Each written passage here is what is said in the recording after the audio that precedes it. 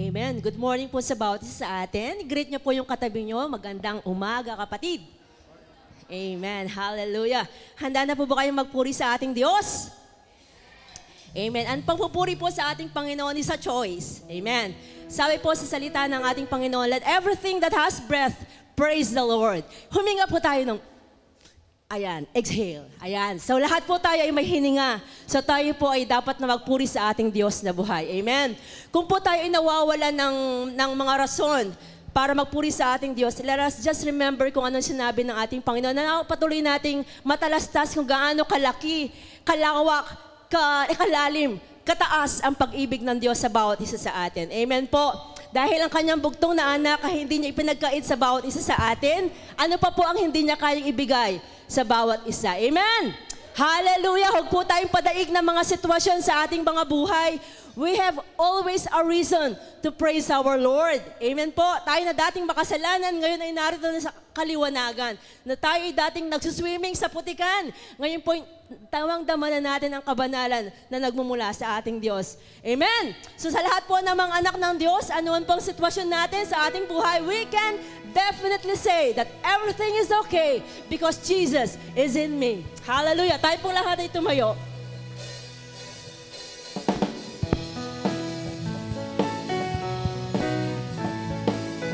Yes, Lord. Everything is all right because you are with us.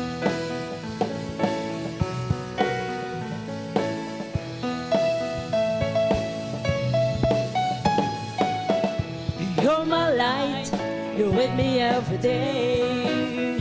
You're my rock, you blow storms away. Miracles are never too far. The only place I wanna be is where you are.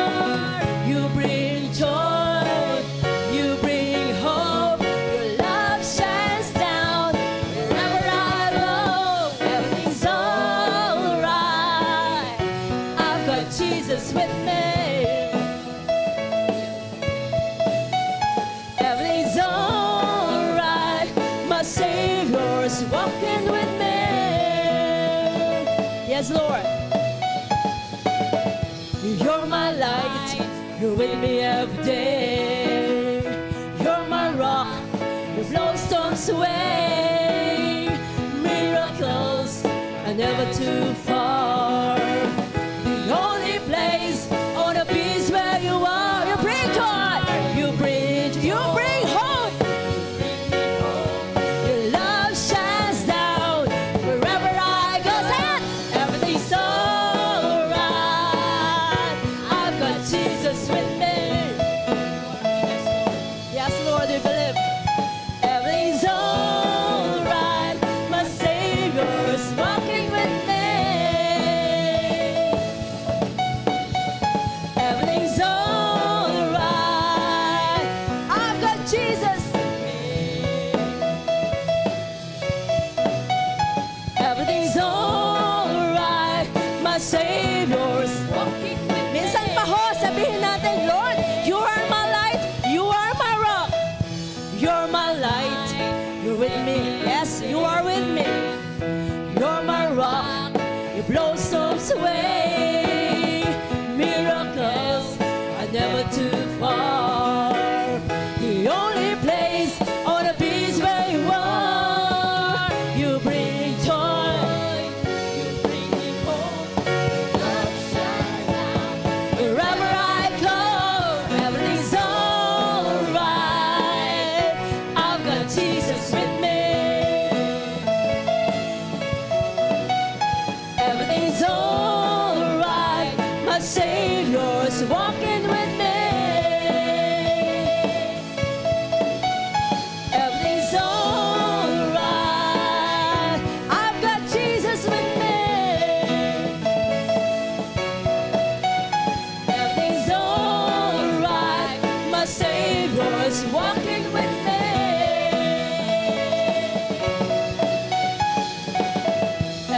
Everything's alright. Everything's alright. Everything's alright. Yeah. everything's alright. Everything's alright. Everything's alright. Everything's alright. Sabihin mo sa kapatid mo na nasa katabi mo, sabihin mo, everything is alright. Because Jesus is with us. Hallelujah. Isa pa. Everything's alright. Everything's alright. Everything's alright. Everything's alright.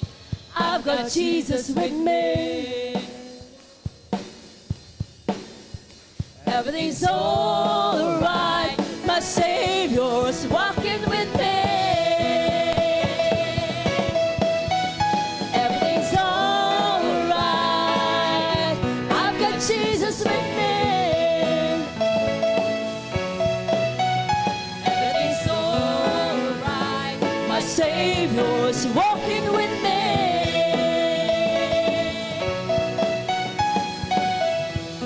Everything's alright. Everything's alright. Everything's alright. Everything is alright. Everything's alright. Everything's alright. Everything's alright. Everything is alright. Amen. Everything is alright because Jesus is with you. Amen. Hallelujah. Yes, Lord. There is nothing that you can't do, Lord. Walang bagay na imposible sa inyo. Everything is possible unto you, Lord God. And we will declare it today. Just one word, just one touch, Lord God. Everything will happen. Hallelujah.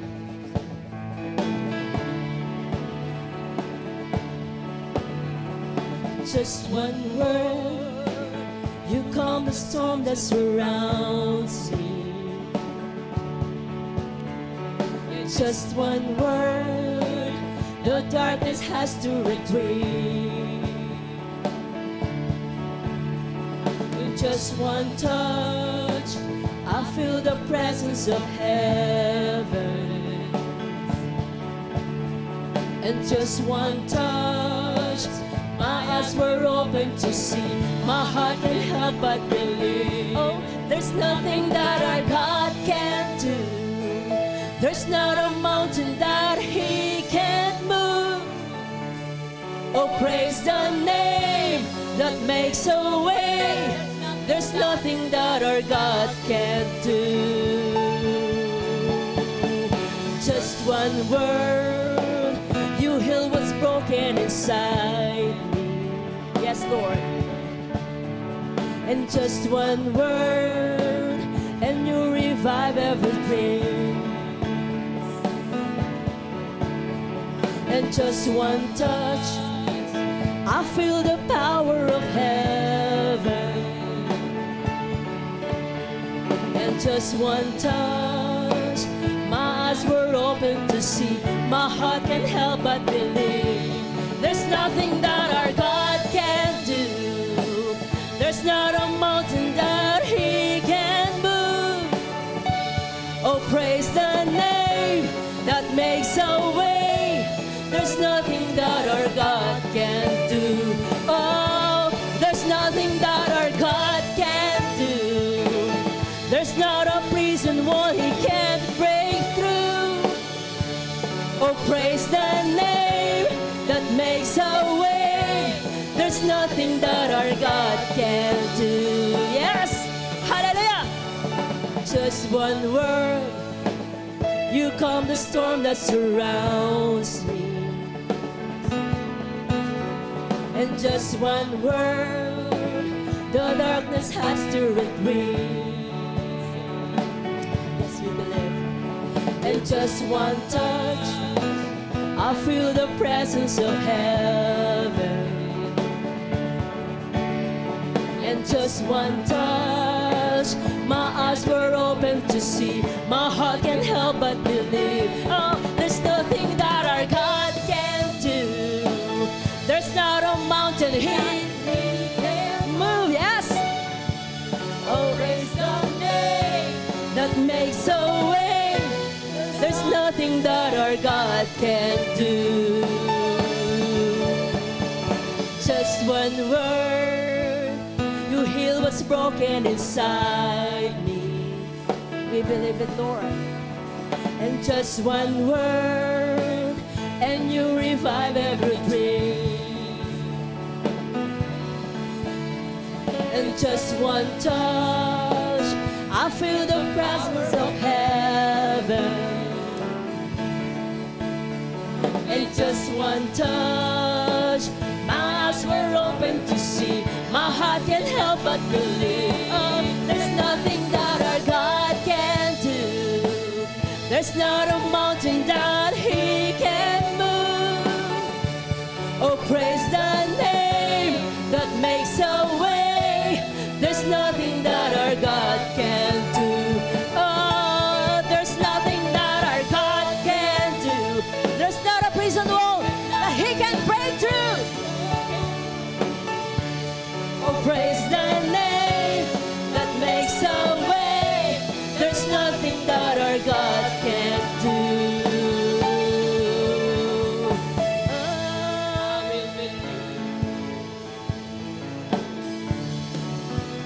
Just believe it. Hallelujah.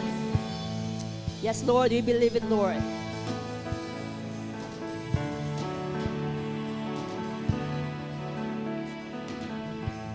I will believe for greater things. There's no power like the power of Jesus. Let faith arise, let all agree. There's no power like the power of Jesus. I will believe for greater things. There's no power like the power of Jesus. Let faith arise, let all agree.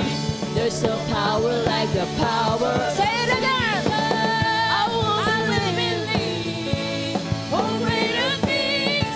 There's no power like the power of Jesus. Let faith arise, let all agree. Listen pa. I will believe, Lord. I will believe for greater things. There's no power like your power, Lord. Let faith arise, let all agree. There's no power like this power. There's nothing God can do. He can move. Oh, praise the name that makes a way. There's nothing that our God can do. Oh, there's nothing that our God can do. There's not a prison wall He can't break through. Oh, praise the name that makes a way. There's nothing that our God can do. Oh, there's nothing that our God can do. There's not a mountain He can move. Oh, praise the name that makes a way. There's nothing that our God can do. Oh, there's nothing that our God can do. There's not a prison wall He can't break through. Oh, praise the name that makes a way. There's nothing that our God can do. I will believe for greater things. There's no power like the power of Jesus. Let faith arise, let all agree. There's no power like the power of Jesus. I will believe for greater things. There's no power like the power of Jesus. Let faith arise, let all agree. There's no power like the power of Jesus. I will believe for greater things. There's no power like the power of Jesus. Let faith arise, let all understand. There's no power like the power of Jesus. Amen. There's no power like the power of Jesus. Hallelujah. Yes, oh God, we praise your name, Lord Jesus. kang katulad, Panginoon. Hallelujah. Purihin ka. Oh, church, come on, church. Let's praise our God. Hallelujah. Purihin ka, O Diyos. Napakabuti mo. Salamat, O Diyos. Dahil sa aming Panginoon ay naging mabuti kami, naging matuwid kami. Na walang kasalanan ay naging makasalanan para sa amin. Hallelujah. Bless you, Lord. Hallelujah. Salamat sa iyong sukdulang biyaya. Yes, Lord. Bless you, Jesus. Purihin ka, Panginoon. Yes, Jesus. Yes, Lord. Nangungusap ang Panginoon sa bawat isa. Yes. Hallelujah. Purihin mo, kaluluwa ko ang Panginoon. Hallelujah. We bless you, Jesus. Purihin ka. Walang katulad na yung pag-ibig, O Diyos. Walang kapantay, walang kaparis. Hallelujah. Purihin ka, Panginoon. Yes, Jesus. Jesus, hallelujah. We worship you in this place. Yes, Jesus. We worship you. Yes, we praise you, Jesus.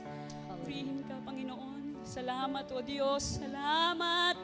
Wala kaming ibang sasambit kundi ang kapasalamatan, Panginoon. Papuri, pagdakila, pagdangal sa napakabuti mo. Napakabuti mo, O Diyos. Napakabuti mo. Hallelujah. Yes, Lord. Yes, Jesus. Purihin ka, Panginoon. Salamat, O Diyos. Hallelujah.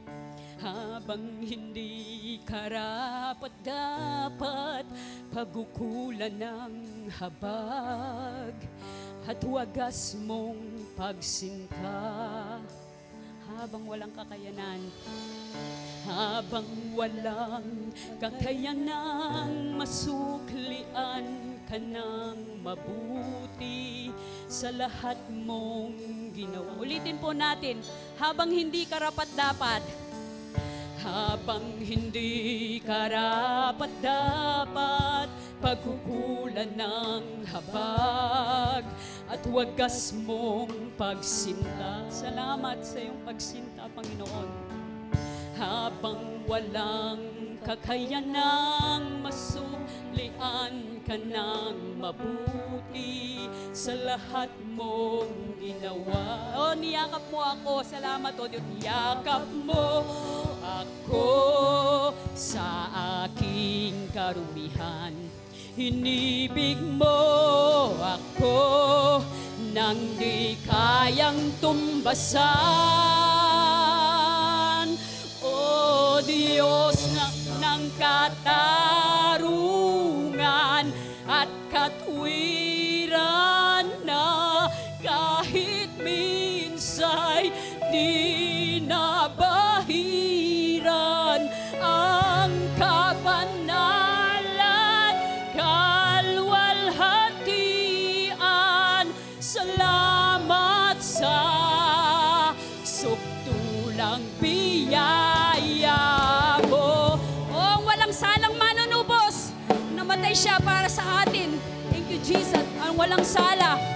Ang walang salang manunubos at tumako ng parusang nararapat sa akin. Anong habag sa tulad ko? Anong habag sa tulad ko? Iyong igawad ang katwiran at ako'y patawarin. Niyakap mo ako. Niyakap mo ako sa aking karumihan. Inibig mo ako nang di kayang. Niyakap mo ako. Niyakap mo ako sa aking karumihan. Inibig mo ako nang di kayang tumbasan. O Diyos ng katarungan at katwiran na kahit minsay di nabahiran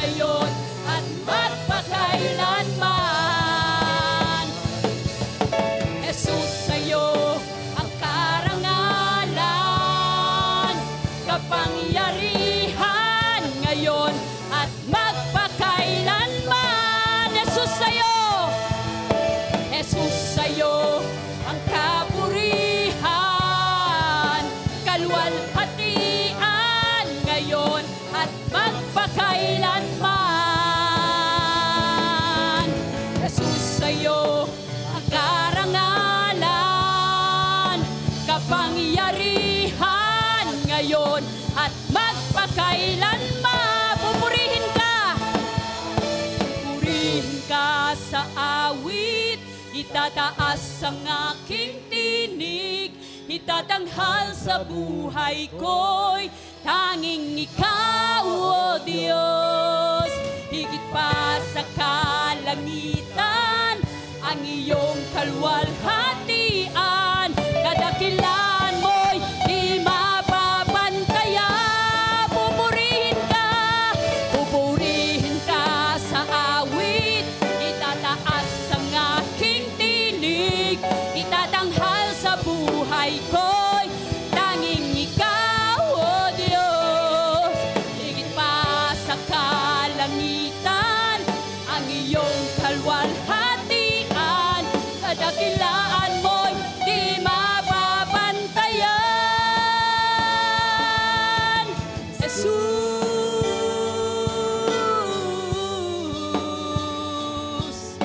Jesus,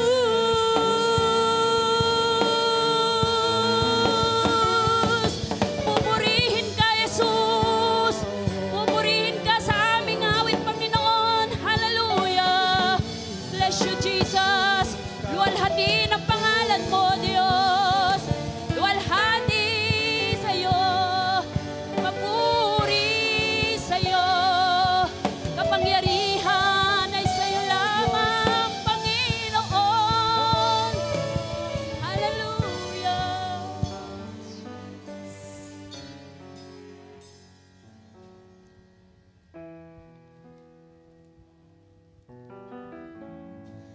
Nasusulat sa Roma, Kabanatang 3, talatang 23 hanggang 24. Sapagkat ang lahat ay nagkasala at hindi naging karapat-dapat sa paningin ng Diyos. Ika-24 na talata. Ngunit dahil sa biyaya ng Diyos sa atin, itinuring niya tayong matuwid sa pamamagitan ni Kristo Jesus na siyang tumubos sa atin. Kung sino man sa atin ay nasa sa Kanya ang Panginoong Jesus, siya ay matuwid. Siya ay pinawalang sala. Siya ay matagumpay. Siya ay pinagpala. Kaya kapatid, ngayong umagang ito, purihin mo, sambahin mo ang Diyos dahil sa sukdulang biyaya niya na ipinaranas niya sa atin, ipinagkaloob niya sa atin. Dahil sa kanyang bugtong na anak, tayo ay malinis, tayo ay malaya, tayo ay walang sala. Purihin ka, O Diyos, sambahin ka sa iyong kabutihan, sa iyong kabanalan. Maraming salamat, O Diyos. Sukdulan ng iyong biyaya, Panginoon. Kami ay inibig mo ng walang kondisyon, Panginoon, walang kapalit. Kami, Panginoon, ay tinuring mong iyong mga anak. Sambahin ka, O Diyos. Purihin ka. Parangalan ka, Panginoon. Hallelujah. Hallelujah. Sambahin ka, O Diyos. Pasalamatan ka, Panginoon. Tunay nga, wala kang katulad, O Diyos. Wala kang katumbas, Panginoon. Ang iyong kabutihan, ang iyong biyaya ay nag-uumapaw sa buhay namin. Salamat. Tanging papuri, parangal, at pagsamba, O Diyos, ang aming inilalaan sa iyo ngayong umagang ito. Nawa ang bawat tinig at papuri, O Diyos, ng iyong mga anak ay maging mabangong samyo sa iyong harapan. Purihin ka, Panginoon. Sambahin ka, dakilain ka, Panginoon. Ito po ang aming dalangin sa pangalan ni Jesus. Amen and amen. Hallelujah! Jesus, sa'yo ang kapurihan, kalwalhatian ngayon at magpakailanman. Jesus, sa'yo! Jesus, sa'yo ang karangalan, kapangyarihan ngayon at magpakailanman. O, pupurihin ka sa awit. Pupurihin ka sa awit. Itataas ang aking tinig. Itatanghal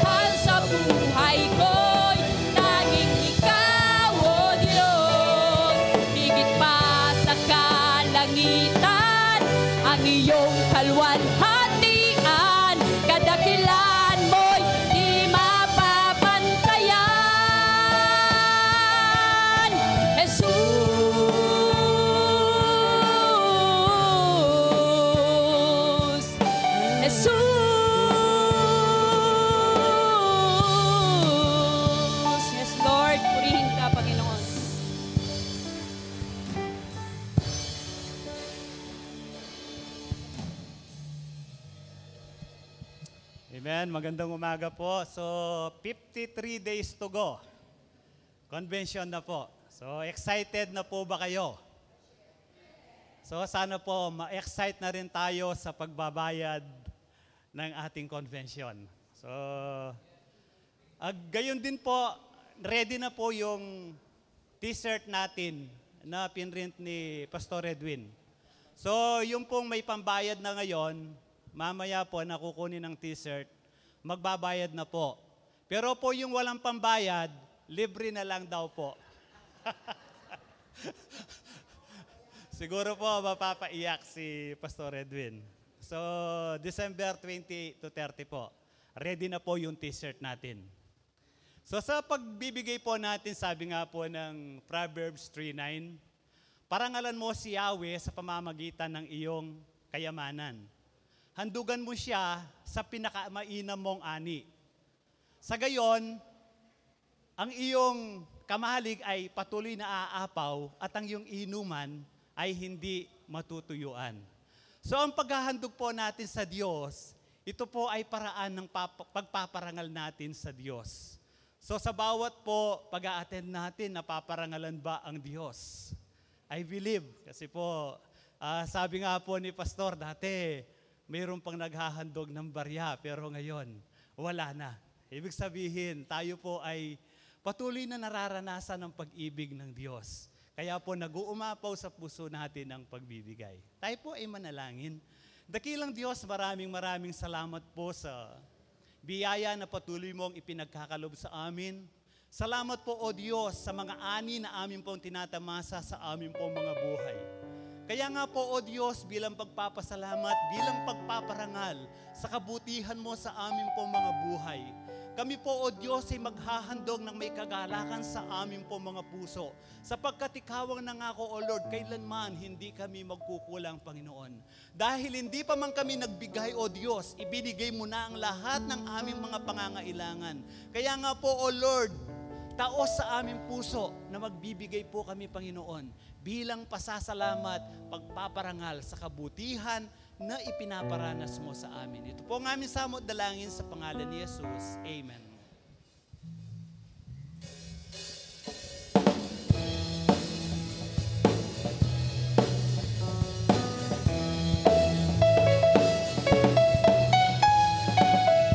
You're my light, you're with me every day. You're my rock, you blow storms away. Miracles are never too far. The only place I wanna be is where you are. You bring me joy, you bring me hope.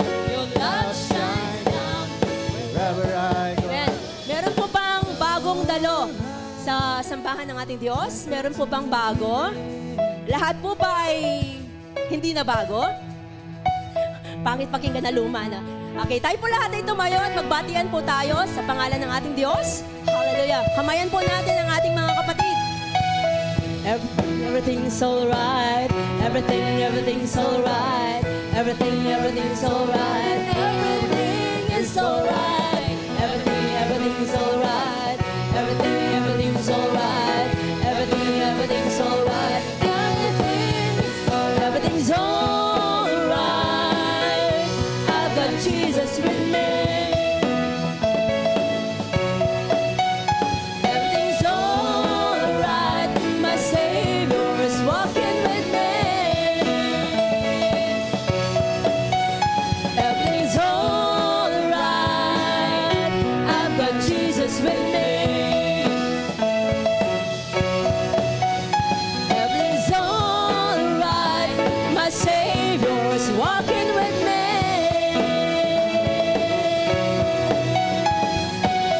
Amen. Palakpakan po natin ang ating Diyos. Hallelujah.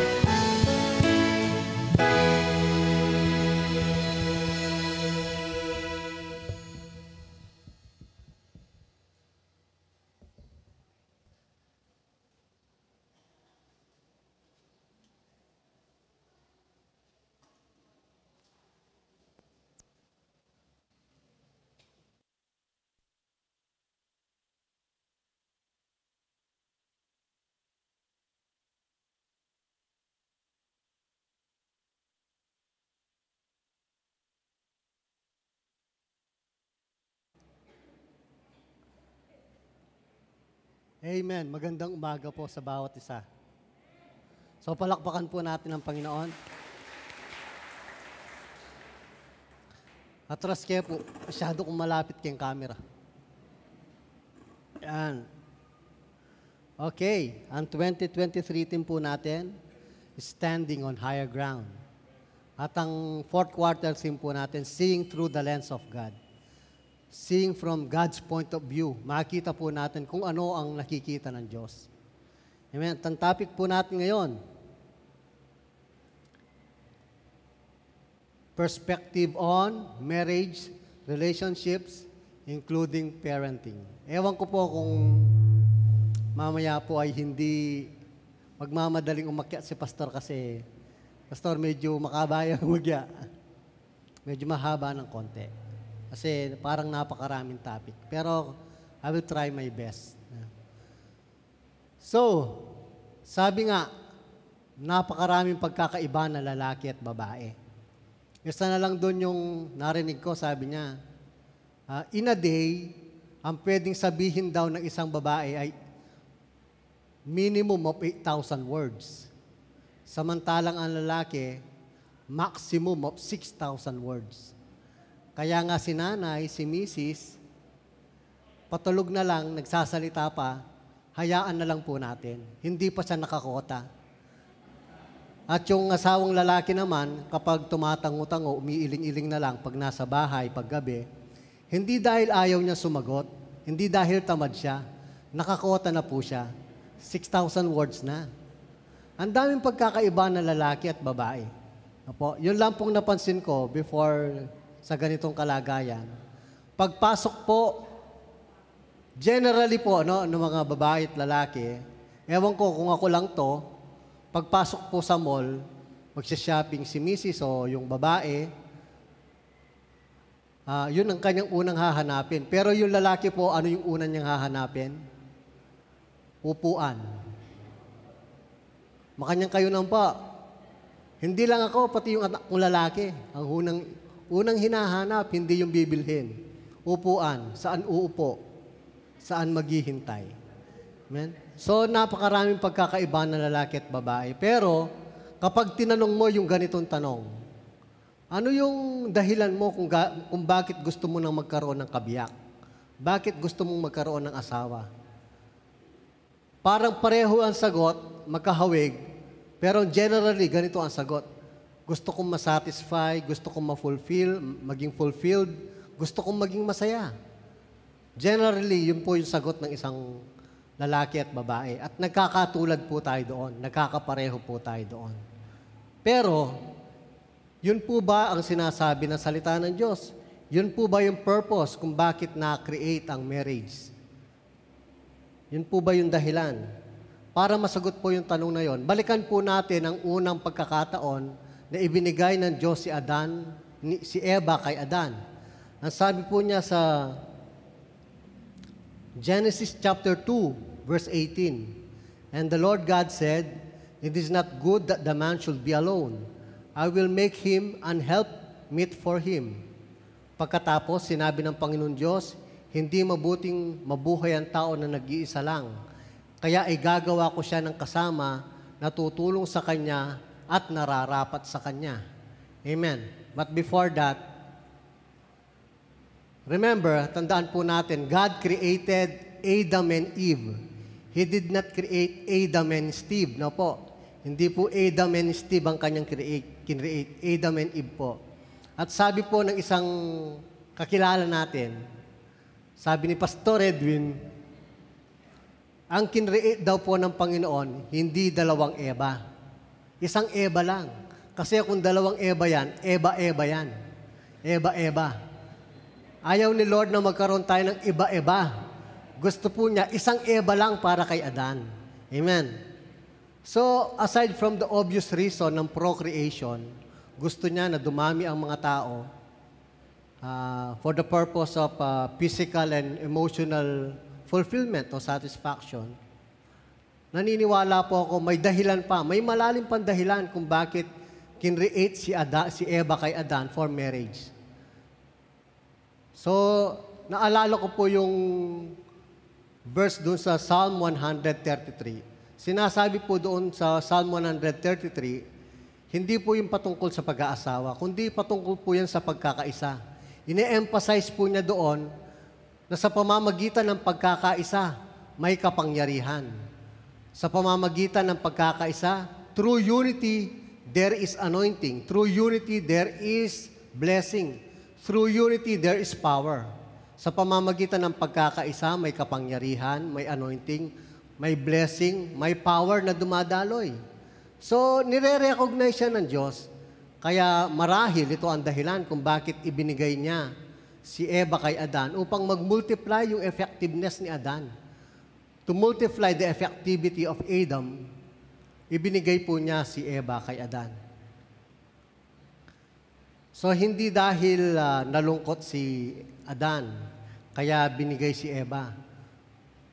Noon sa Peniel, naalala ko sa EGR namin, ang itinuro sa amin, isa sa mga itinuro sa amin, nalungkot si Adan, na-depress si Adan, kaya ibinigay si Eva. Kaya sabi niya, kaya kung gusto mo na magkaroon ng partner sa buhay, maglungkot-lungkutan ka. Mag-depress-depressan ka. Pero hindi po yun ang nabasa po natin, di po ba? Hindi gano'n ang nabasa natin. Ang nabasa po natin, si Adan ay hindi pa nagkasala. Amen? Nang ibigay ng Diyos si Eva kay Adan, hindi pa po siya nagkasala. Siya po ay perfecto pa. Wala pa siyang kasalanan. Dahil wala pa siyang kasalanan, wala pa pong kalungkutan. Wala pa pong depresyon. Hindi po desperado si Adan, kaya ibinigay ni Lord si Eva. Kundi siya'y masaya. Siya'y fulfilled. Siya'y perfect. Wala na siyang kailangan kasi ang pinaguhugutan ng kanyang saya ay ang kanyang karelasyon at ang karelasyon niya sa puntong ito ay ang Diyos. Kaya alam po ninyo, ito yung unang hakbang para tayo po'y maging masaya sa ating buhay asawa. Ma-realize natin na wala tayo dapat unrealistic expectations sa ating mga kabiyak. Na kaya gusto kong mag-asawa dahil gusto kong maging fulfilled, maging satisfied sa buhay ko, maging masaya. Hindi po ganon ang kalagayan ni Adan, kundi siya'y masaya na. Bunga ng kanyang kasiyahan, ibinigay ng Diyos si Eva sa kanya. Dapat ganon ang ating isipin. Hindi natin pwedeng ipalit ang relasyon natin sa Diyos at ine-expect natin na ibibigay ito ng tao. Walang sino man tao, makisig man yan, matangkad man yan, gwapo man yan, mayaman man yan. Walang sino man pong tao magbibigay ng kumpletong kasiyahan, contentment, and satisfaction sa buhay ng tao. Tanging ang Diyos lamang po. Kaya wag po natin ipalit ang ating kaugnayan sa Diyos at i-expect po natin na ang asawa natin ang magbibigay nun, magpupuno nun. Imposible po. Wala pong makakagawa nun. Pagmasdan po ninyo, halimbawa, pagtitingnan mo ang asawa mo, parang perfecto. Pero kapag nagsama na kayo, makikita mo, hindi ka pa rin pala fulfilled. Hindi ka pa rin masaya, kulang pa. Kasi ang kasiyahan, ang kumpletong kasiyahan, kumpletong kagalakan, at completeness sa buhay, si Lord lang po ang makapagbibigay niyan. Amen? Si Lord lang po ang aasahan natin. Dito po sa Ecclesiastes chapter 4, Ecclesiastes chapter 4 hanggang verse 12. Again, patungkol sa pagkakaisa, patungkol sa unity. Binabanggit po doon na mayroong 3 braided cord o 3 hinabing rope o lubid, 3 folded rope. Kung babasahin po natin yon, hindi patungkol sa asawa, kundi patungkol sa pagkakaisa rin, naisip ko, ito yung idea ng marriage covenant. Ang idea ng marriage covenant, maging isa kayo ng iyong asawa. Kaya sabi dito po sa kahulugan po natin ng marriage covenant, a marriage covenant is a permanent commitment between a husband and a wife. It is not terminable. Hindi po yan 2-year contract. Hindi po yan 5-year contract. It is not terminable. Hindi, 5 years contract lang tayo, after 5 years, renew tayo kung gusto ko pa. Hindi po gano'n ng pag-aasawa. Permanent commitment po yan. Kaya nga, makikita po natin dito yung difference ng contract at covenant. Contract, pwede po siyang mabase sa fear, natatakot akong lokohin ako o ipagpalit ako. Kaya magkokontrata kami, magpipirmahan kami. But a covenant is based on love. Based on unconditional love. Ang covenant po ay nakabase hindi sa kontrata, hindi sa takot, hindi sa doubt, hindi sa mistrust, but a covenant is based on love. At yun ang gustong makuha, makatch up natin ng Panginoon. Yan ang gusto niyang maisapuso natin, na ang pinasok natin is a marriage covenant. Amen. At ano po ang ibang kahulugan ng marriage covenant? Ito ay tinatawag na a covenant of faith. Ba't tinatawag pong covenant of faith? Because it is between husband, wife, and God. Ito ay sa pagitan ng asawang lalaki, asawang babae, at ang Diyos. Hindi pwedeng mahiwalay ang Diyos sa pagsasama ng asawang lalaki at babae. Palaging nandyan ang Panginoon. Kaya nga binanggit ko po kanina yung 3 lubid na hinabi. Imposible o napakahirap mapatid o masira. Kasi hindi lang po ang lalaki at babae, hindi lang 2, kundi 3. Nandyan ang Diyos. Hindi kailanman hihiwalay ang Diyos sa pagsasawa. In a context of marriage covenant, no po, palaging nandyan ang Panginoon. Kaya napakaganda ng sinabi ni Apostol Pablo patungkol sa pagkakaisa ng asawa at babae at lalaki. Tinuman ko.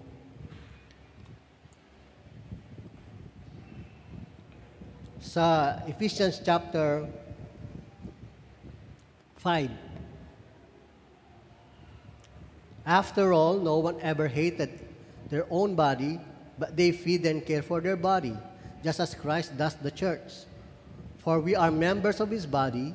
For this reason, a man leave his father and mother and be united with his wife, and the two will become one flesh. Ito'y paalala ni Apostol Pablo sa mga kapatiran po natin na taga-Efeso. Sa Tagalog po, walang taong nasusuklam sa sariling katawan. Sa halip, pinapakain niya ito at inaalagaan. Ganito rin ang ginagawa ni Kristo sa atin dahil bahagi tayo ng kanyang katawan na tinatawag na iglesia. Sinasabi sa kasulatan, iiwan na lalaki ang kanyang ama't ina at makikipag-isa sa kanyang asawa at ang dalawa ay magiging isa. Nagbigay po ng napakagandang halimbawa si Pablo patungkol sa pagiging isa ng asawang lalaki at asawang babae. Hinalimbawa po niya dito ang pagmamahal o pagiging bahagi natin kay Kristo sapagkat tayo ang kanyang katawan. Kaisa natin si Kristo. Kaya nga nakakasigurado po tayo dahil kaisa natin si Kristo, aalagaan tayo ng Panginoon. Hindi tayo pababayaan ng Diyos. Ganon din daw ang kaisipan na dapat taglayin natin. Na kapag ikaw ay nag-asawa na, Dok, kaisa mo na siya. Aalagaan mo siya. Hindi mo siya pababayaan. Hindi mo siya bibigyan ng sakit na loob. Amen? Kasi kaisa mo siya eh. Kasi kung ayaw mong masaktan, ayaw mong mag-suffer ang iyong sariling katawan, kung naniniwala kang kaisa mo ang iyong asawang babae o asawang lalaki, hindi mo rin siya sasaktan. Pahalagahan, aalagaan, mamahalin. Amen. At nandito po, makikita po natin yung principle. Balik mo anak sa Tagalog. Sa English, sabi niya, for this reason, a man will leave his father and mother and be united to his wife, and the two will become one flesh. Dito po ay makikita po natin ang isang napakahalagang principle na malimit tinuturo ko sa pre-marriage counseling. By the way, bago ikasal ang ating mga kapatiran, normally dito sa CFSM, ako po yung nagkakandak ng pre-marriage counseling. Ito po yung isa sa mga ine-emphasize ko sa kanila. Actually, galing ito sa Genesis chapter 2 rin eh. Sa Ephesians chapter 5 verses 29 to 31, ito yung ine-emphasize ko, sabi ko, there is a principle na kailangan nating malaman at may apply sa buhay natin. What is this principle? It is the principle of living and cleaving. Isang prinsipyo na sabi niya, kaya iiwan ng asawang lalaki ang kanyang mga magulang at makikipag-isa sa kanyang asawang babae at sila'y magiging isa. Ang ginamit na term po dito, live, tama po yon. Pero yung pangalawa, united to his wife.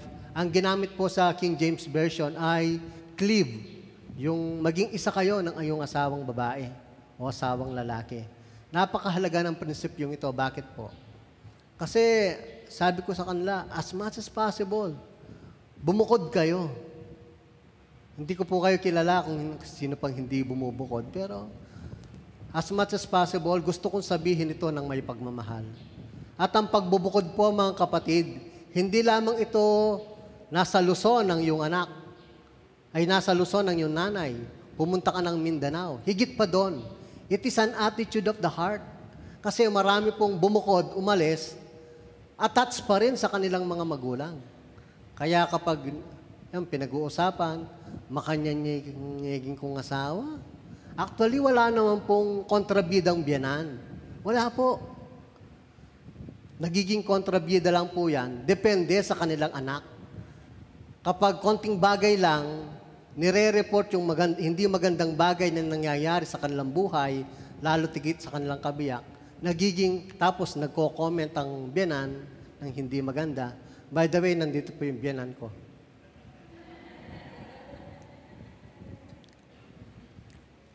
Belated happy birthday, Ma.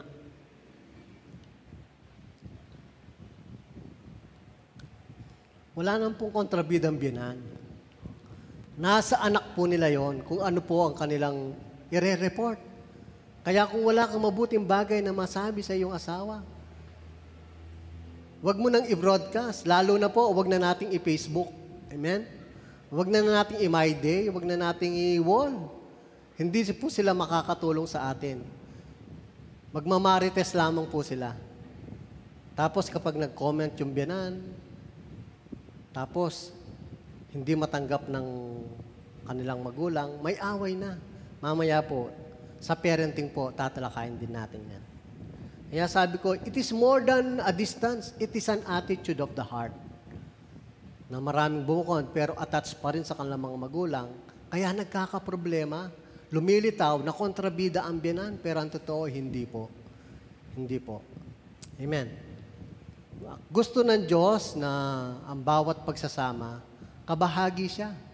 Kaya, ang ibig sabihin pa ng principle of living and cleaving, umalis ka sa iyong tahanan at nagsama kayo ng iyong asawa, ibig sabihin, mga kapatid, ang priority relasyon na ninyo ngayon ay hindi na ang priority relasyon ninyo ngayon, unang-una, ay ang relasyon ninyo sa Diyos. Pangalawa, ang relasyon ninyo sa bawat isa. Yung kaugnayan ninyo sa bawat isa. Pero, uulit-ulitin ko, pangalawa lang kayo, ang unang-unang reason kung bakit kayo nagsama, dahil doon sa relasyon ninyo sa Panginoon. Marriage is a byproduct of your relationship with God. Amen? At yung babalikan ko yung purpose of marriage is not for happiness or fulfillment. If you realize that the purpose of marriage is for unity, for agreement, for union, napakaraming benefit po niyan. Makikita mo na ang bunga pala nun ay masayang pagsasama. Bunga po pala nun is the joy of raising your children. Kasi na-realize mo, napakaganda ng purpose ni Lord sa marriage. Amen? Napakaganda ng layunin ng Panginoon sa pagsasama ng mag-asawa.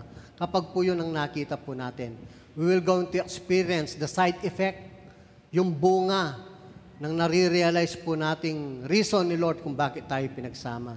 At ang reason at ang marriage natin ay bunga ng ating relasyon sa Panginoon. Uulitin ko, mabubunga po yan ng masayang pagsasama. Hindi dahil gusto mong maging masaya, kaya ka nag-aasawa.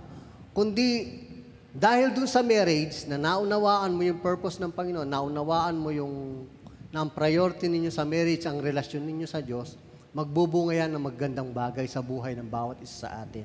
Amen. So, aalis ka, magsasama kayo ng asawa mo, ang priority na ninyo ngayon, yung pagsasama ninyo, relasyon ninyo bilang mag-asawa. Pero ang unang-una sa lahat, pero ang relasyon natin sa Diyos, dahil magbubunga yan ng magandang bagay. Kaya sabi nga, gusto ni Lord na siya ay maging haligi, sentro, at pundasyon ng bawat pagsasamang Kristiyano, pagsasama ng isang mag-asawang Kristiyano. Kaya sabi nga, galing po to sa ating equipping, sabi niya, marriage is like a house. If it is to last, it needs a solid foundation. Kung gusto daw po natin ng forever, kailangan daw po natin ng isang solidong pundasyon sa ating pagsasama bilang mag-asawa. May dalawang picture po tayo dito. A house built on sand. Ang bahay daw na naitayo sa batuhan. A house built on rock. So yung dalawang illustration na ito, picture na ito, hindi natin pwedeng sabihin na yung nasa sand lang ang dinadatnan ng bagyo, malakas na hangin, malakas na ulan. Pati po itong nasa rock. Pero bakit gumuho yung nasa sand at nakatuyo yung nasa bato? Ang difference ay pundasyon. Ano ang pundasyon natin sa ating pagsasama bilang mag-asawa? Sabi pa po dito, a foundation that allows no external or internal circumstances to put asunder the marital union that God Himself has established. So walang anumang panlabas o panloob na sitwasyon na pwedeng makapaghiwalay sa bawat isa sa inyo. Bakit po? Kasi ang marriage itself ay in-establish ng ating Panginoon. So kung in-establish ni Lord ang marriage, walang problema sa marriage. Walang problema sa konsepto ng marriage. God created it. Idea yon ng Diyos. Amen? At kung idea yon ng Diyos at kinreate po niya yan, responsible po siya dito. Responsible po siya sa marriage. Kaya naniniwala po ako, anuman ang kalagayan po natin ngayon sa ating buhay mag-asawa, anuman ang sitwasyon po natin ngayon, may sagot po ang salita ng Diyos. Anuman ang kalagayan natin ngayon. Ikaw man ay may problema, ikaw man ay wala. Hindi ko po alam ang sitwasyon ninyo. May nakatago, lantad na sitwasyon, hindi ko po alam yan. Pero ito lang po ang alam ko, anuman ang sitwasyon po natin, may sagot ang salita ng Diyos sa bawat sitwasyon ng ating marriage. Amen? May sagot ang salita ng Diyos because marriage is created by God, ideya yan ng Diyos, at responsible ang Diyos sa ating marriage. Pagkatiwalaan lamang po natin siya at paniwalaan sa ating mga buhay. A foundation that ensures the stability and permanence. Nakita na naman natin yung word na permanence. Permanent, hindi temporary.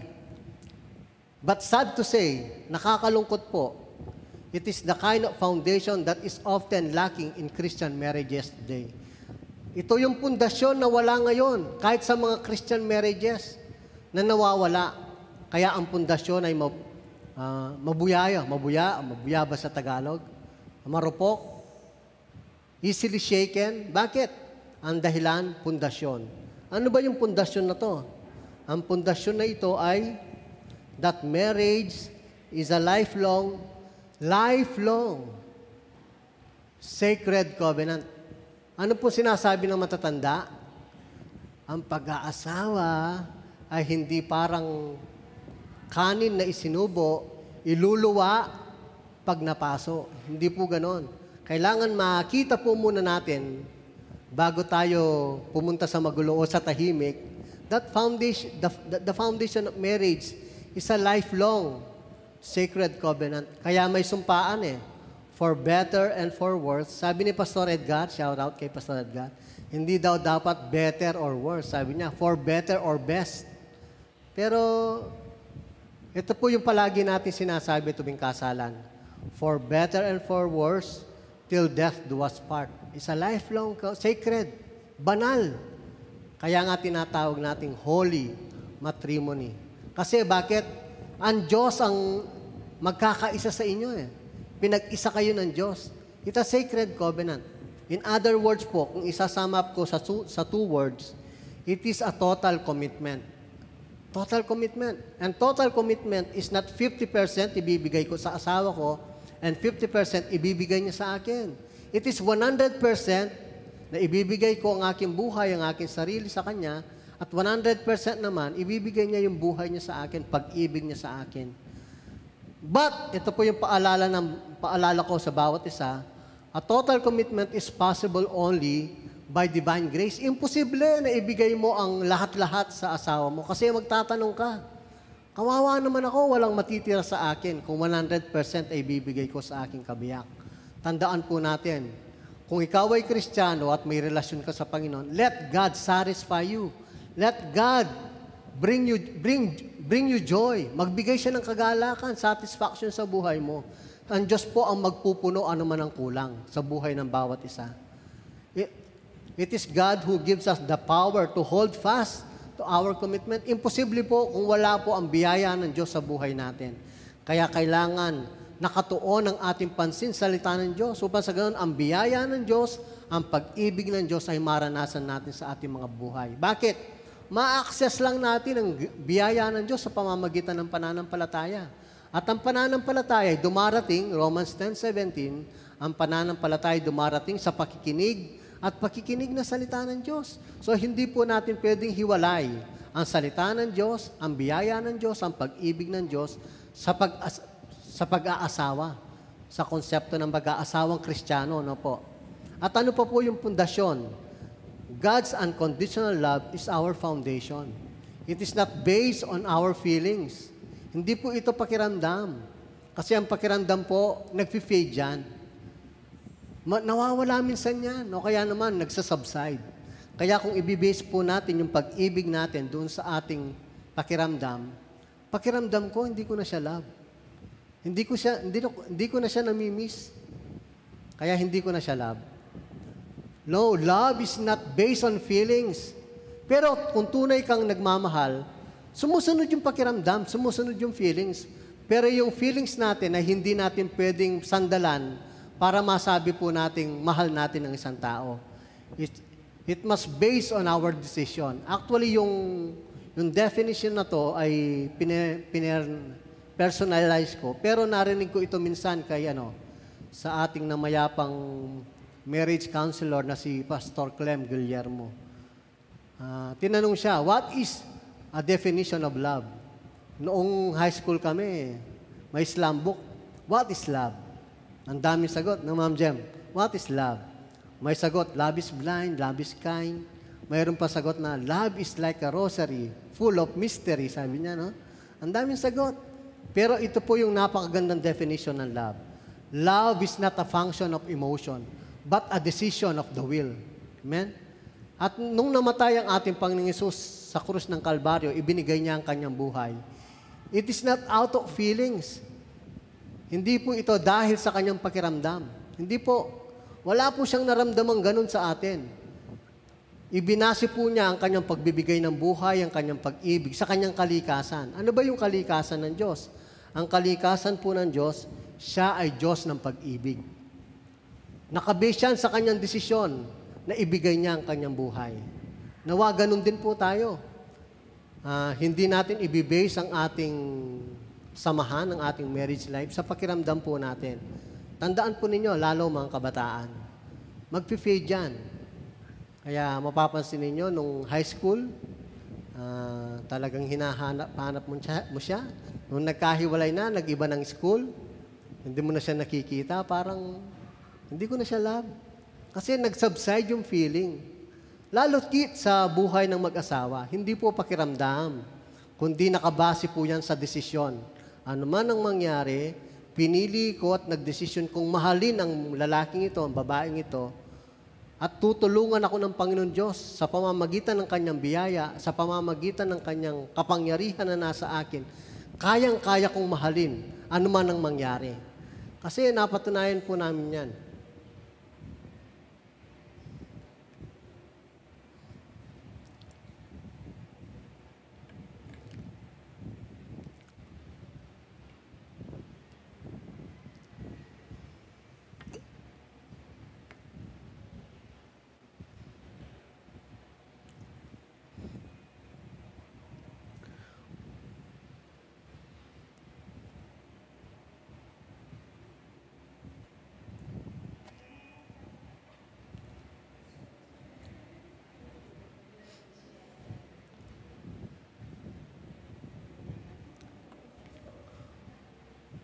Kung base po sa pakiramdam at sa sitwasyon,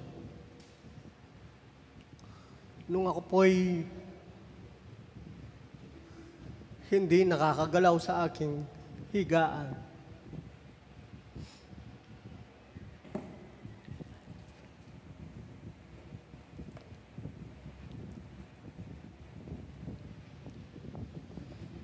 Ito po yung sinabi ko kay Sister Neri. Huwag mo akong susukuan, sabi ko.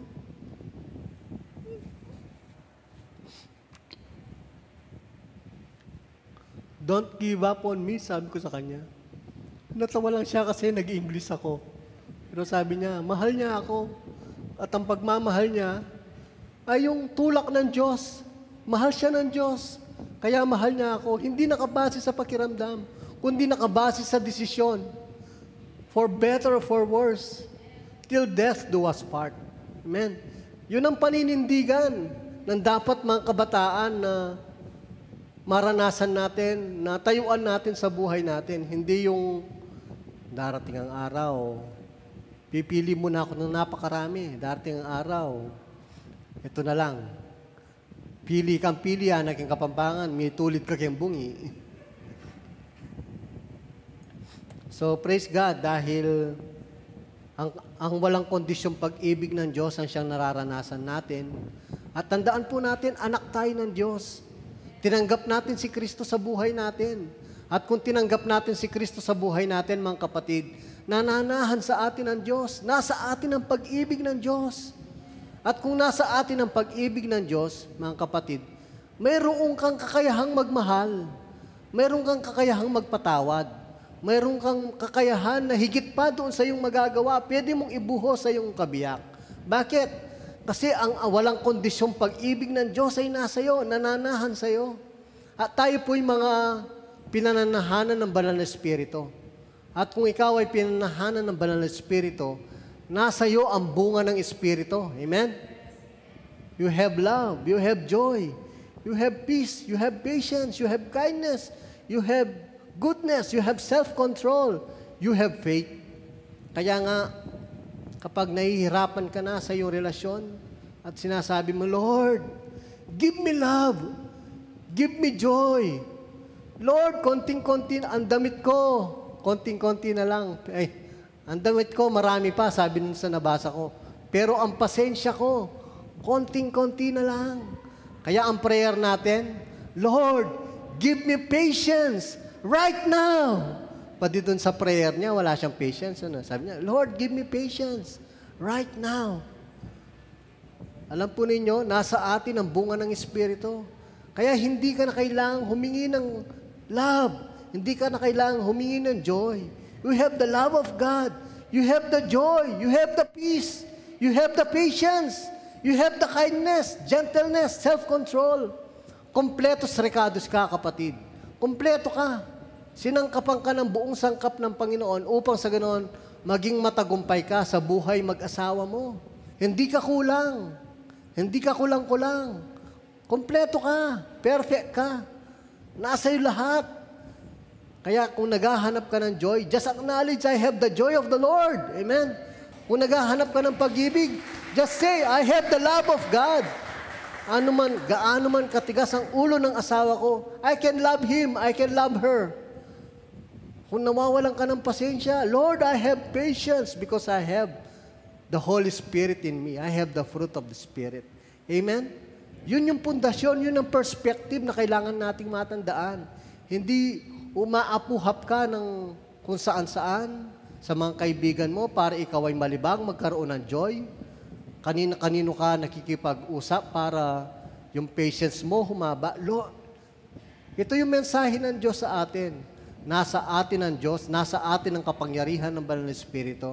You just acknowledge it. Hindi lang natin ito ina-acknowledge. Bakit? Kasi akala natin wala. Parating pa lang yung kagalakan.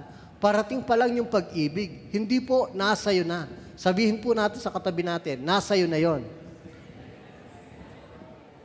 Daniel Padilla, nasa iyo na ang lahat.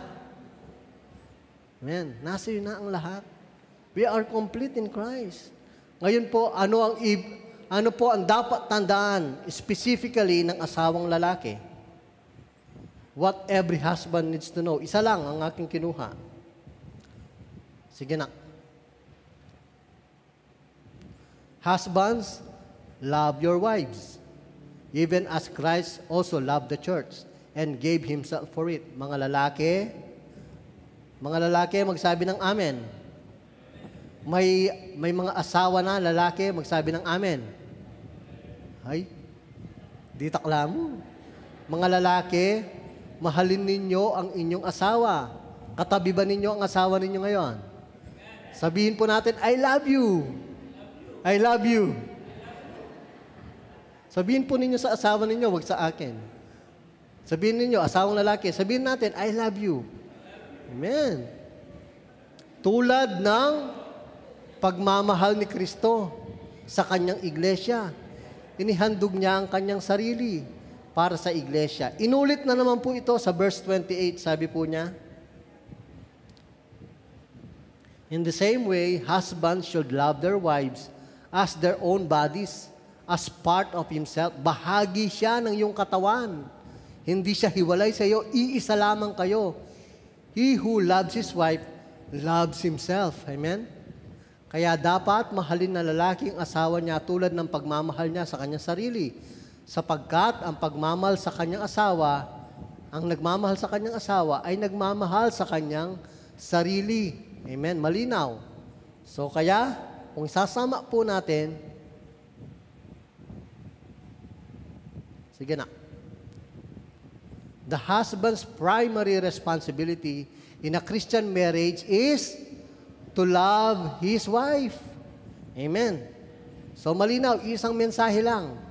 Ang responsibilidad daw ng Kristiyanong lalaki o ng mga lalaki, mahalin ang kanyang asawang babae. Kung ano man po yung magiging bunga nun, siya'y magpo-provide, siya'y magsisikap, yan ay bunga ng pag-ibig. Pag-ibig ng Diyos na naranasan niya, at ito'y magpo-flow sa kanya, ipaparanas niya sa kanyang kabiyak. Amen. Ano naman ang dapat tandaan ng asawang babae? Wives, submit yourselves unto your own husbands, as unto the Lord. For the husband is the head of the wife, even as Christ is the head of the church, and He is the Savior of the body. Therefore, as the church is subject unto Christ, so let the wives be their own husbands in everything. Sa Tagalog, mga babae, mga asawang babae, magsabi ng amen. Magpasakop kayo, naging babae na si pastor. Mga babae, magpasakop kayo sa inyong asawa, gaya ng pagpapasakop ninyo sa Panginoon. Sapagkat ang lalaki ay siyang ulo ng kanyang asawa, tulad ni Kristo na ulo ng iglesia ng kanyang katawan, at siyang tagapagligtas nito. Kaya kung paanong nagpapasakop ang iglesia kay Kristo, dapat ding magpasakop ang mga babae sa asawa nila sa lahat ng bagay. So, ating side comment, Kenny? Amen daw, amen. So, ano daw naman po ang dapat tandaan ng asawang babae? Magpasakop sa kanyang asawa. Pero ito po yung malinaw na natandaan ko last week kay Pastor. Yan. Sabi niya, ang isang babae na nakaramdam ng pag-ibig, na nakaramdam ng pagmamahal sa kanyang asawang lalaki, hindi mahirap magpasakop. Pero kung hindi siya nakakaramdam ng pag-ibig, pipilitin mo pa yan magpasakop. Iko-quote mo pa yung sinasabi ni Pastor Francis. Sabi ni Pastor kanina, magpasakop ka. Pero alam ba ninyo, ang isang asawang babae na nakaramdam ng pag-ibig ng kanyang asawa, submission is voluntary. Magiging voluntary ang kanyang submission. And by the way, obedience and submission is two different things. Obedience is the act, at yung submission is the attitude of the heart. Marami nag-o-obey pero hindi sila nagpapasubmit. But if you are really submitted, nagpapasubmit ka sa iyong asawang lalaki dahil naramdaman mo ang pag-ibig, bunga lamang po yung obedience, yung pagsunod. Pero above all, higit sa lahat, nagpapasakop po tayo sa Diyos. Kasi maaaring ang asawa natin, hindi Kristiyano, at uutusan tayo ng mga bagay na hindi maganda na posibleng hindi tayo magkasala tayo. Huwag ka nang pumunta dyan, huwag ka nang mag-GE, huwag ka nang umaten. Di ba? Minsan kapag gano'n ang kalagayan, sino po ang atin susundin? Sabi ng salita ng Diyos, magpasakop ako kaya hindi na ako mag-a-attend. Ganun po ba? Tandaan po natin, there is a higher authority. And the authority na binabanggit po dito ay ang authority ng Diyos, authority of the Word of God. We have higher relationship, relationship. And our highest relationship is our relationship with the Lord. Yun yung final and supreme authority na sa Kanya tayo nagpapasakop. Kaya kapag inuutusan tayo ng ating kanya-kanyang asawang mga lalaki na hindi mananampalataya na magkasala, ang mas paniwalaan po natin kung kanino tayo higit na nagpapasakop. Higit po tayo nagpapasakop sa Diyos. Amen? Dahil siya po yung ating unang karelasyon. Wala nang iba pa. Pero, ito po yung maganda. Sa konteksto po ng pag-aasawang Kristiyano, pagsasama ng Kristiyanong lalaki at babae, ito po yung nabanggit bago po nabanggit yung love, submit to your husband. Ito po yung binanggit sa Ephesians chapter 5 verse 21. Submit to one another out of reverence for Christ. Ano yung paalala ni Pablo sa mga asawang babae at lalaki? Magpasakop kayo sa isa't isa bilang paggalang kay Kristo. Amen. Sa harap ng Diyos, mga kapatid, pantay-pantay po tayo. Yes, sa loob ng tahanan, may role ang lalaki, may role ang babae, pero sabi po ng salita ng Diyos, magpasakop kayo sa bawat isa sa isa't isa. Submit one to another. Magpasakop kayo sa bawat isa sapagkat sa paningin ng Diyos, pantay kayo sa harapan ng ating Panginoon. Yes, may kanya-kanyang role po yan. Pero bilang Kristiyano, bilang paggalang kay Kristo, bilang pagpupuri sa ating Panginoon, pagkilala sa ating Panginoon, nagpapasakop po tayo sa bawat isa. Kasi aminin natin mga asawang babae, mga asawang lalaki, mas matalino yung ating mga asawa.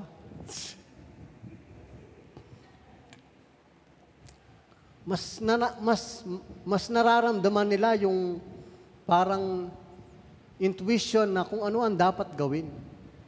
Sila yung nagbabalanse sa buhay natin.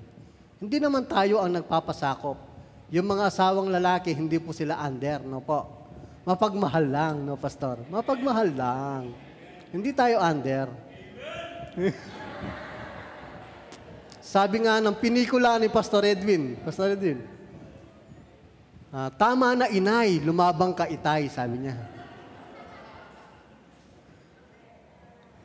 So magpasakop po tayo sa bawat isa. Yun po yung tagabilin ng salita ng Diyos. You know what, my dear brethren? Realizing all these truths na ang primary purpose ng aking pag-aasawa, marriage, is for the power of unity, union, the power of agreement. Why? Because there is power, there is anointing, there is blessing in union, in unity, in agreement. At ang pinasok ko, ang papasukin ko, ay isang marriage covenant. At kapag marriage covenant ang pinag-uusapan, hindi po ito asawa, babae at lalaki lang. Kasama natin ang Diyos. At dahil kasama natin ang Diyos, we can totally commit ourselves to our husband, to our wife. Amen. Ano po yung magiging bunga nun, mga kapatid? Magiging positibo ang pananaw mo sa buhay. Magiging positibo ang pananaw mo sa iyong asawa. At kung ano man ang pangailangan ng asawa mong lalaki, pangailangan ng asawa mo ng babae, you can provide it. Ultimately and generally, ito daw ang pangailangan ng asawang lalaki at babae. Men need to be honored and women need to be cherished. Once na nakuha mo itong kapahayagan na to, you can honor your husband, you can cherish your wife. Makakapagsalita ka ng positibo. Masasabi mong, you are beautiful. Amen? Sabi ni Pastor kapag aakyat na si Madam Noy, my beautiful wife. Ako rin po, natuto po kay Pastor, sinasabi ko rin po kay Sister Neri, beautiful. Hindi lang beautiful, sexy, sabi ko. My sexy wife. Bakit? Napakahalaga ng pagiging positibo sa mag-asawa. Amen? At ang pagiging positibo po natin, hindi natin ginagaya. Ito'y bunga ng relasyon natin sa Panginoon. Bunga ng pag-ibig ng Diyos sa bawat isa sa atin. Amen? Kaya tingnan po ninyo, napakaganda ng sinabi ng Kristiyanong lalaki sa kanyang asawa. Sabi niya, "My wife treats me like a God. Every evening, at dinner time, I get a burnt offering." Ano yung burnt offering? Sunog! Ang galing ng lalaki, no? Hindi niya sinabing, gabi-gabi na lang, sunog ang ating pagkain. Hindi niya sinabi, sapagkat positibo ang kanyang pananaw sa buhay. "My wife treats me like a God. Every evening, at dinner time, I get a burnt offering." Sunog pala. Amen? Positibo. Mga kapatid, napakahalaga na tayong maging positibo sa buhay. At yan ay bunga ng relasyon natin sa Panginoon. Amen? Bunga ng ating kaugnayan. Lumalagong pang-unawa sa salita ng Diyos. Tayo nagiging positibo. Yes, mayroon pong hindi magandang ugali, mayroon pong hindi magandang nangyayari. Pero hindi po yun ang hina-highlight natin. If you are motivated with the love of God, you can still see the goodness and greatness. Kahit sa kabila ng marami yung hindi magandang nakikita mo. But if you focus on the love of God, you can still see the goodness and greatness sa ating mga kabiyak. Makikita pa rin natin yung karelasyon natin, yung mga anak natin, yung mga kasama natin sa bahay. We can still see the goodness and greatness in them. Why? Because we are motivated by the love of God. We are motivated with the Word of God. Yun po yung nagtutulak sa atin. Positibo. Amen? Take note. Tandaan po natin. Kasi what you focus on grows. Kung saan po tayo nakatuon, yun ang lumalago. Yun po yung lumalaki sa buhay natin. Kaya kung nag-focus ka sa negatibo, yun ang lalaki. Yun ang lalago sa buhay natin. Pero kapag nag-focus po tayo sa magandang bagay na nagagawa niya, yun ang lalago sa buhay niya. Kaya madali siyang magbabago. Bakit? Yes, may negatibo, pero nakatuon ka sa positibong bagay na nasa kanya. Alam po ba ninyo, even our kids,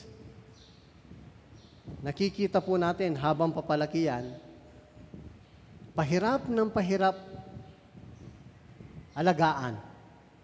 But still, with the grace of God, with the love of God, kahit na pahirap silang alagaan, we can still see the goodness in them. We can still see the goodness, the greatness in them. Yun po yung hina-highlight sa buhay natin. Ano yung sinabi ko kanina? What you focus on grows. Kung ano po, saan po tayo nakapokus, yun ang lumalago, yun ang lumalaki. If you focus on negative, it will grow. But if you focus on the positive, it will grow. Madaling magbabago.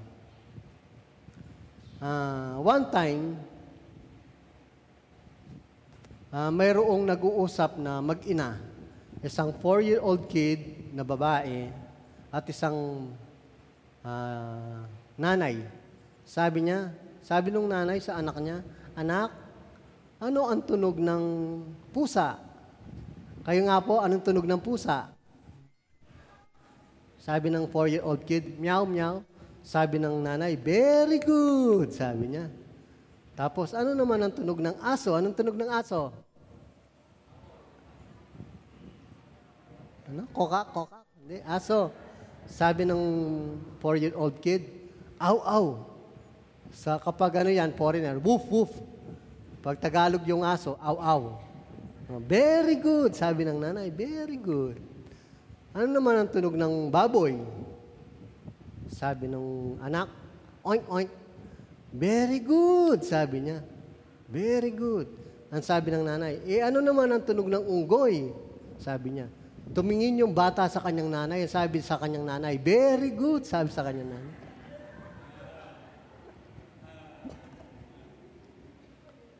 Alam po ba niyo, throughout history, may dalawang timeline po tayo. Ano yung timeline natin? BC tsaka AD. You know what? Na-discover ko sa parenting journey natin, dalawa din ang timeline.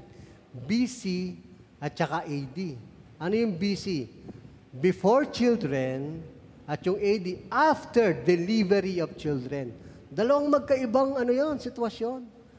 Kaya mga anak, bago kayo dumating dito sa mundo, si nanay at tatay, nakakagala yan kahit saan. Pero nang kayo lumabas na, kailangan magmadali. Bumalik sa bahay kasi para alagaan kayo. Para sila mismo ang mag-alaga sa inyo. Hindi kayo pabigat, kundi kasiyahan nila na bumalik agad. Di ba, Ma'am Jem? Ngayon, apo na, di ba? Kaya si Ma'am Jem ay isa ng apostol. Kasi marami na siyang apo. May mga apo na pala siya. So, excited umuwi. Bakit? Kasi may anak na, may apo na. Hindi pa bigat. Amen?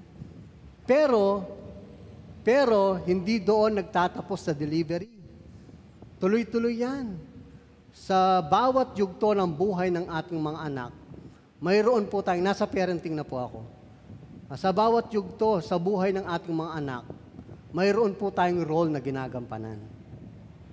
Nakuha ko po itong next slide po natin sa ating equipping. Sabi niya sa Proverbs 22 verse 6, "Train up a child in the way he should go, and when he is old, he will not depart from it." Magpo-focus ako doon sa train at saka yung pagtanda, he will not depart from it. Balik anak. Mayroon daw tayong 4 parenting styles. Ano yung 4 parenting styles? Authoritarianism, permissiveness, neglecting, authoritative. Napakahaba po niyan. Baka iiwan niyo ako. Hindi ko na i-discuss yan. Ang i-discuss ko na lamang po, yung 3 role po natin sa buhay ng ating mga anak kapag po sila ay mula sa kanilang kamusmusan hanggang sa kanilang paglaki. Ano po yung 3 role natin? May props po ako dito, gumaya ko kay Sir Chris. Ang una po, ano to? Ano to? Remote control. Ang unang-una na role po natin sa ating mga anak, tayo mga controller. Controller, letter C, controller. Bakit? Ang isip lang natin, hindi nila kailangan, pero kailangan nila. Kailangan natin. At kapag ikaw ay controller, very specific, very precise, yung ating instruction sa ating mga anak. Anak, maligo ka na. 4 months ka nang hindi naliligo. Anak, huwag mong dilaan yan. Kuryente yan.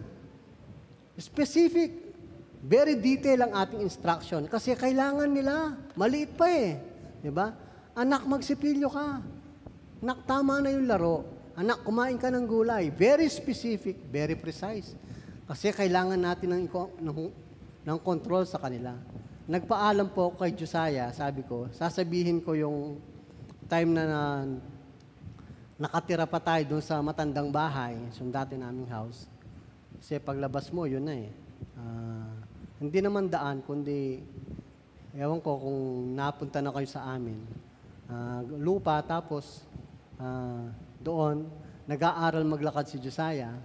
Dahil wala siyang control, si Sister Neri naging Aling Vicky. Kilala niyo ba si Aling Vicky? Aling Vicky, yung anak mo nalaglag sa kanal. 2 beses dahil walang control. Akala ko sino yung taong grasa na yung batang hindi ko mamukhaan. Pinaliguan ko sa banyo. Walang control, pero habang bata yan, ito yung kailangan natin, controller, control natin sila. Kasi kailangan nila. Kaya nga, mga kapatid, kahit na parang isip natin, habang may control pa tayo sa ating mga anak, isama natin sila dito para makita nila ang nanay ko at tatay ko, pinapahalagahan nila ang pagsamba sa Panginoon. May Sunday school po tayo, isama natin sila. Kasi darating yung punto, teenager na yan, isasama mo, ayaw na sumama. Kaya habang bata yan, train them. I-train po natin sila. Sabihin natin na sumama ka. At kapag lumaki na sila, sila mismo sasama. Hindi na mahirap isama dito sa church. Letter C, number 1 role po natin, controller. At kapag lumaki-laki na yan, naging young people na yan, high school na yan, hindi na pwede to. Hindi na pwedeng controller. Ito na yung hawak natin. Coach ka na. Coach ka na. Ano yung difference ng controller sa coach? Ang difference ng controller, ikaw ay naglalaro side by side sa kanila kasi kailangan nila eh. Kailangan nila ng gabay, kailangan nila ng control. But a coach, you train them, you instruct them, you inform them, pero kapag naglalaro na, sila na lang yung naglalaro. High school na eh, malalaki na eh. Sila na lang ang naglalaro. Nasaan ang coach? Hindi playing coach ha. Nasa tabi, nasa sideline. Pinagmamasdan yung kanyang mga anak na naglalaro. Wala ka na sa loob ng court. Pinagmamasdan mo na lang. Kaya nga, tingnan po ninyo, kapag preschool yan, nasasabi ko po ito kasi before pandemic, enjoy na enjoy po ako mag-stay sa YBS. Kaya minsan, nakikita ko ito sa mga nanay at tatay. Especially sa mga nanay. Tingnan ninyo, kapag maliit pa lang yan, sasabihin niya, Mommy, Daddy, we have play in school. Come, attend, sabi niya, no? Mag-attend ka. Videohan mo ako. Video me, sabi niya, no? Inglesera kasi yung mga anak ngayon, eh. Yung mga bata ngayon. Diba? Ka-accent ni Peppa Pig.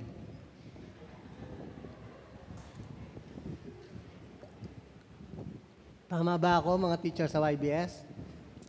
Kaya, kala mo, Peppa Pig yung tinuturuan mo, eh. Kasi, British yung accent nila.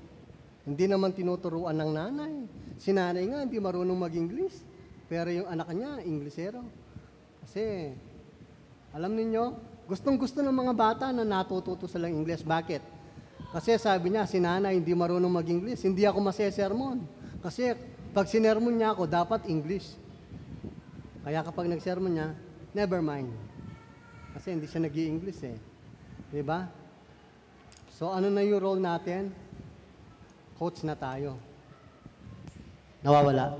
Coach na tayo, amen? So, sabi ng bata, video me, ikaw naman, absent sa trabaho, nasa harap ka, video ka ng video. Tapos hahanapin mo yung anak mo. Ano yung role ng anak mo? Bato, rock. Ano yung rock? Hindi gumagalaw. Alam niyo, nakita ko sa YBS, wala pa naman play na gano'n na naging bato yung bata. Pero kapag gano'n na role na ibinigay sa bata, I think you must congratulate them. Bakit? Kasi yun ang pinakamahirap na role na pwede nating ibigay sa isang preschool. Bakit? Kasi 30 minutes, 15 minutes, hindi siya gagalaw. Imposible. Hindi pwede. Tatakbo yung bato. Kasi mahirap. Kaya nga, mga parents na nag-aaral dito, yung mga anak, preschool, huwag na po ninyong awayin yung teacher kapag binigay na role sa inyong mga anak ay bato. Pasalamatan ninyo kasi yung pinakamahirap na role ang ibinigay sa inyong mga anak. Pero paglaki na yan, tapos sasabihin niya, Mommy, Daddy, Nay, Tay, mayroon kaming play sa school. Ano sasabihin niya? Do not attend. Huwag kang pupunta. Kasi hiyang-hiya. Bakit? Nakabahag. Pero alam niyo, punta pa rin kayo. Pero wag na kayo sa harap na gaya ng preschool, video ng video. Nakikita ko po yun. Kasi minsan ako yung sumusaway sa mga, kita ko pong gulot. Ating kayo po line. Doon ka sa likod, hiramin mo yung camera ni Brother J. I-zoom mo. Nandun ka, wag na sa harap. Tapos kapag ikinasal siya, i-play mo. Hindi, biro lang. Hindi na pwede yung di ba? Definitely sasabihin niya, huwag kang pupunta. Iba na eh. Iba na yung pag-controller ka, iba na yung coach. At ngayon po, malapit na naman yung intrams, di ba? Malapit na naman yung sports fest. Huwag kang pupunta sa sports fest na may dalang Johnson's baby powder na nagbabasketball yung anak mo, tapos magta-time out yung coach, tapos Nag-time out, pupunasan ng yung pawis, popolbohin sa likod. Biruin mo, yung anak mo, superstar ng basketball, habang nagdi-dribble, may lumalabas na usok sa likod niya. Nakakahiya. Kaya kapag lumaki na yung mga anak natin, ito pa rin yung hawak ninyo, controller pa rin kayo, nagiging astronaut po sila. I need space. Gusto nila ng space, nagiging astronaut na sila. Lumalayo sila sa atin. Kaya sino po yung magdidictate sa ating pagbabago? Ang magdidictate po sa ating pagbabago, hindi tayo. Ang magdidictate po sa pagbabago natin, yung bata, kapag nagbago siya, magbabago tayo. Alam niyo kapag hindi tayo nagbago, mahihirapan tayo. Mahihirapan yung mga anak natin. Controller ka pa rin, wherein ang kailangan nila as a coach. Tandaan po ninyo, as a coach po, ang mga bata, hindi nila kailangan ng maraming information o instruction. Sa laro ng buhay, ang kailangan po nila, inspiration. Ma-inspired sila sa buhay natin. Doon papasok yung inspired tayo sa salita ng Diyos. Inspired tayo sa relasyon natin sa ating Panginoon. Yun ang kanilang gagayahin. Yun ang kanilang titingnan. Doon sila mabubuhay. Kaya kapag pinakawalan mo na yan, sila yung maglalaro sa laro ng buhay, you train them, kahit sa iwan mo, okay na sila. Hindi sila mapapahamak. Hindi sila sasama sa mga taong hindi mabuti ang impluwensya sa kanila. Pero kapag adult na yan, professional na yan, last na lang, adult na yan, professional na yan, at may asawa na yan, hindi na pwede yung controller. Hindi na pwede to. Hindi ka na coach. Eto ka na. Ano to? Consultant ka na. Consultant. Ay, na-promote ka. Ano po ang difference ng consultant sa coach? Ang coach po, anytime na gusto niya, magpapa-time out siya, i-instruct niya yung bata, di ba? Mayroon siya sasabihin. Pero kapag consultant ka na, may mga asawa na yan, may anak na yan, consultant ka na, hindi ka na pwedeng coach at saka controller. Bakit? Ang consultant po, magsasalita lamang kapag tinanong. Kaya, kapag may asawa na ang inyong anak, may mga anak na yan, pigilin ninyo sarili ninyo, mga kapatid. Pigilin niyo yung sarili ninyo. Kapag bumisita sila sa bahay ninyo, tapos nakita mo yung mga apo mo, tapos, bakit ngayon lang kayo? Ang tagal-tagal ninyo hindi pumasyal. Siguro, kasalanan ng asawa mo yan, no? Pinipigilan ka. Hindi po ganon. Pigilan mo ang sarili mo. Pigilin mo yung sarili mo. Hindi tama, kaya maraming nagkakaproblema. Kasi bakit? Nalilito si nanay, nalilito si biyanan. Akala niya, komo anak niya, controller pa rin siya. Komo anak niya, coach pa rin siya. Consultant ka na. Kapag hindi ka tinanong, huwag kang magsasalita. Huwag mo sabihin, bakit ganyan yung mga anak mo? Ang papayat, anong kinakain yan? Kanin din po, tsaka ulam. Hindi po ganon. Amen? So, as much as possible po, gusto kong magbiro, mag-joke. Bakit? Kasi gusto ko pong maging magaan ito sa inyo and I want to share it with love. But ultimately, am I talking sense? Amen? Ultimately, ito po yung pakatandaan natin. Makalimutan na po natin yung mga illustration natin. Ito po yung pakatandaan natin. Busugin po natin sila sa pagmamahal na nanggagaling sa Panginoon. Amen? Hayaan po nilang makita nila sa atin na sila'y mahal natin sapagkat naunawaan natin na mahal tayo ng Diyos. At kung ano ang gagawin ng anak natin para sa atin, ay bunga yon nang narinig nila, nakita nila, at naranasan nilang pag-ibig na nagmumula sa atin. Yun ang ultimate bottom line sa buhay ng bawat sa atin. Pag-ibig lang ang susi ng lahat. Amen? Palakpakan po natin ang Panginoon. Tinatawagan ko po yung mga ushers po natin. Tuloy na sa...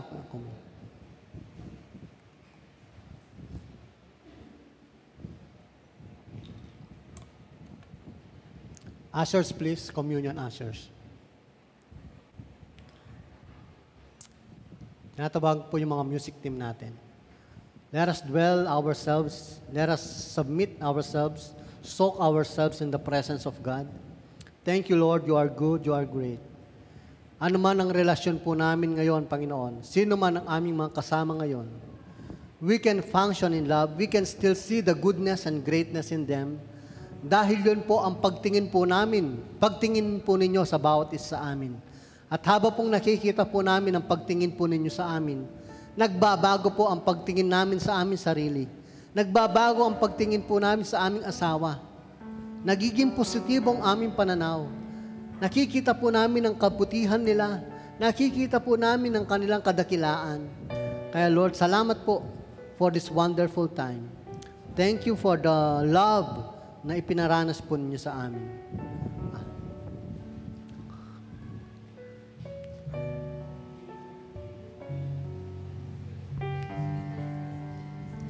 Salamat, O Diyos, sa inyong pag-ibig na pinatunayan ninyo sa pamamagitan ng pagbibigay ninyo ng buhay para sa amin. Ibinigay po ninyo ang inyong buhay. Ibinigay ninyo ang inyong katawan. Katawan na nabayubay doon sa krus ng Kalbaryo upang sa pamamagitan ng inyong mga latay, kami magkaroon ng kapatawaran sa aming mga kasalanan. At ang inyong dugo ay tumigis doon sa krus ng Kalbaryo upang sa pamamagitan ng inyong dugo, kami maging malinis sa inyong harapan. Kaya ang tingin po ninyo sa amin ay mga anak na banal, mga anak na matuwid, mga anak na karapat-dapat sapagkat burado na ang lahat ng aming mga pagkakamali. Kaya salamat o Diyos sa inyong kabutihan sa buhay ng bawat isa sa amin.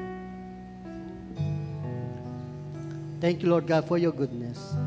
Thank you, Lord God, for your faithfulness. I-distribute po natin as we sing Sukdulang Biyaya. Karapat-dapat pagkukulan ng habag at wagas mong pagsinta. Habang walang kakayanang masuklian ka ng mabuti sa lahat mong ginawa. Thank you, Jesus. Niyakap mo ako. Niyakap mo ako sa aking karumihan. Inibig mo ako nang di kayang tumbasan. O Diyos ng katarungan at katwiran na kahit minsay di nabahiran ang kabanalan, kalwalhatian. Salamat sa sukdulang biyaya mo, O Diyos ng pag-ibig na mas malawak pa kaysa aking mga pagkakasala. Higit pa sa buhay ko, salamat sa sukdulang biyaya mo.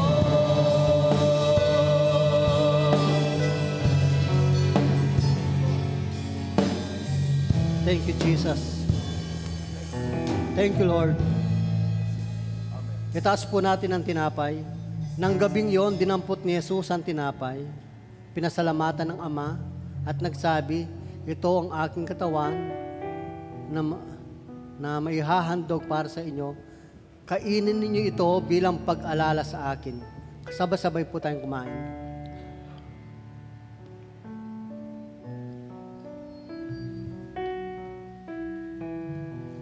Okay, sinabi sa 1 Corinthians chapter 11, verse 25, sabi nito, ang kopang ito,